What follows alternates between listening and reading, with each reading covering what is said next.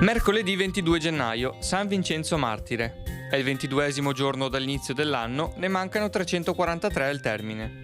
Il sole sorge alle 7:41 e tramonta alle 17:04. La luna si leva all'1:18 e tramonta alle 11:09.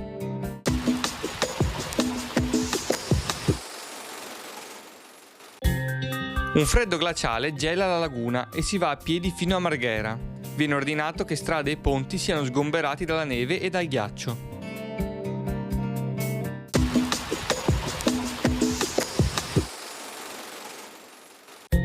Le previsioni per domani.